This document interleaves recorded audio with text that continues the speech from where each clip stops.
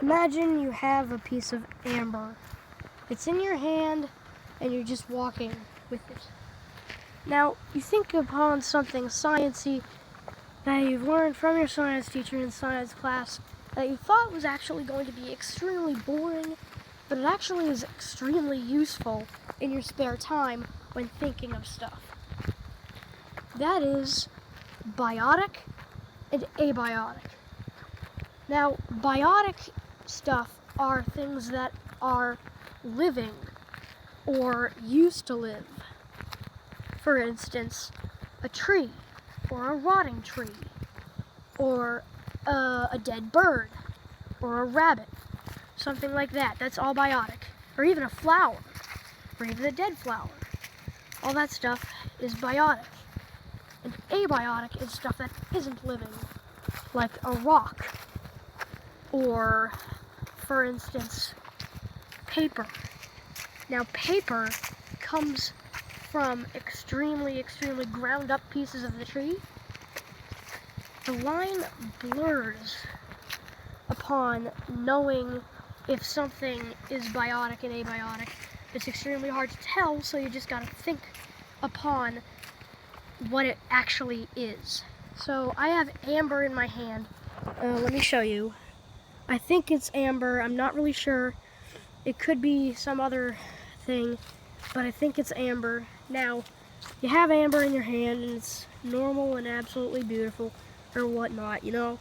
You have amber in your hand, and you're walking around in your yard, and you think, and you stop dead in your tracks, and you think, this amber, is it biotic or abiotic? Well, there is a really good answer for that question. Yes, it's biotic. In fact, I have reasons why this thing right here is living. It is not technically living, but you know, it's still technically living.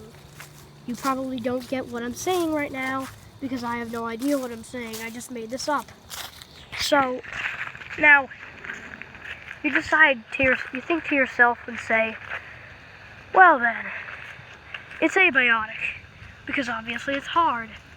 Anything hard and minerally, I guess minerally is a word, but I'm not really sure, it's going to be abiotic.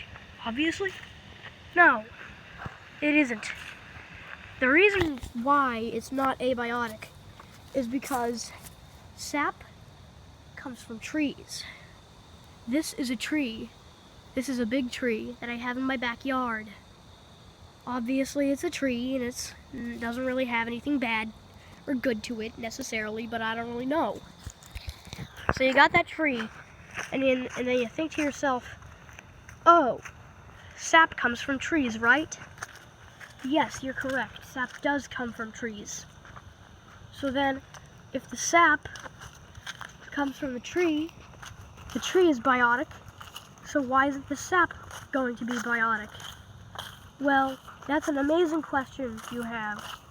Well, the reason why it is biotic is because the sap comes from the tree. Same goes for pollen. Pollen comes from the flower. The flower, it basically secretes the pollen, or should I say, creates the pollen or something like that to reproduce with other flowers, obviously. And the pollen should be biotic then, right? Correct. It is biotic. The pollen from the plant is biotic, even if it isn't on the plant. The line, like I said, it blurs at a point in which you just gotta think it up in your head. Is it biotic or abiotic? Now, this is some sciencey stuff right here, so I'm gonna really delve deep into there.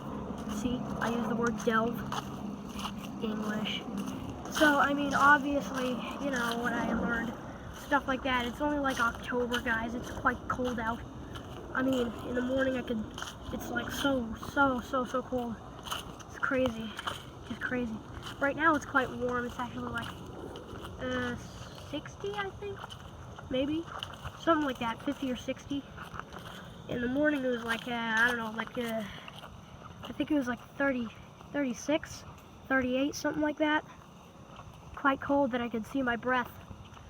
Quite cold that yesterday it was quite warm. It was actually really warm, so I obviously wore my tank top because it was obviously warm. And then I go outside with my tank top on and my arms are freezing from taking my dogs out.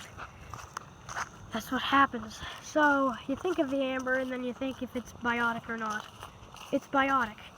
Because of that sap, it hardens and basically petrifies. But anything that got secreted by something that was living, or originally came from something that was living, is going to be biotic. So this hard amber right in my hand could have came from any sort of tree millions of years ago. And it turned hard. Now, this stuff is biotic right here. It could be amber, it could be, I forget what it's called. It starts with a C. Oh my god. I forget. I don't know. It starts with a C, it ends with like an I-N-E, I don't know, light citrine or whatever it is, I don't know. Something like that. Or I don't know. So, yeah. Basically, the reason behind this is because amber is biotic. Now I'm going to summarize why it's biotic. It's biotic because the sap that comes from the tree is technically alive because it originally came from the tree. The tree is alive. So that must mean that the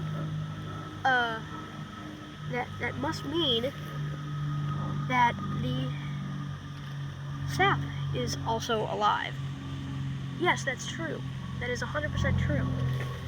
And that's a very good generalization and explanation about what it actually is. Now, that's alive. It's definitely alive. So it comes the sap that hardens after millions of years, turns to amber, and that amber is used to do some stuff. Well, technically not, but maybe for your normal, geology project or whatnot, So, I mean, the answer is that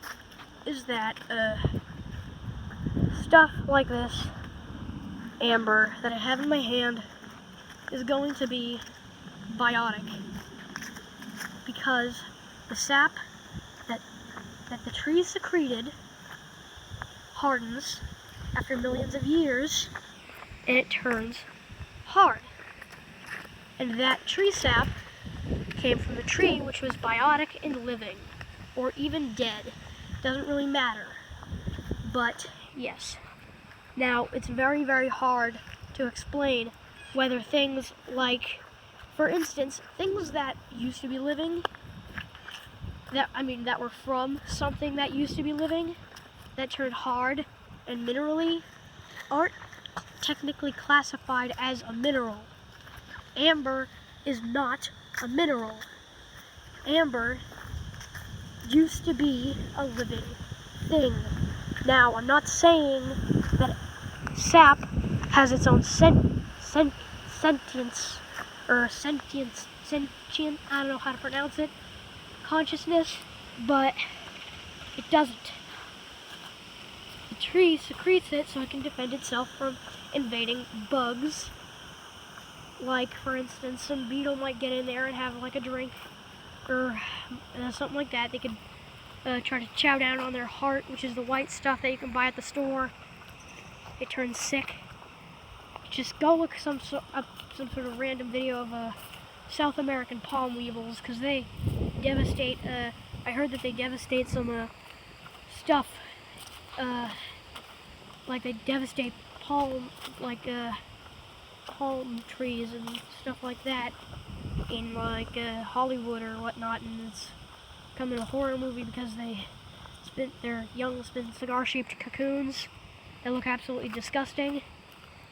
The only way to control them is not pesticides, because they could harm the tree itself, or entomophagy, Yes, entomophagy.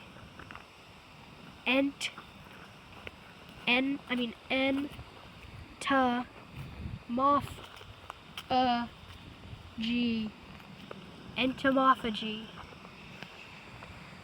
Basically, that means eating bugs.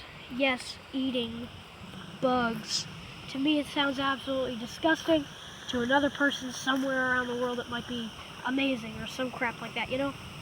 I mean, it's not bad to eat bugs. They're actually really healthy for you. Some of them have, like, I heard that one maggot had like the protein of steak. I hope that doesn't gross out any of the viewers that are watching my channel. So, I mean, yeah. That's basically, I'm getting off topic right now, never mind. So, that's basically it. An explanation of how to control bugs in your house or whatnot, and if this stuff is biotic or abiotic. See you later.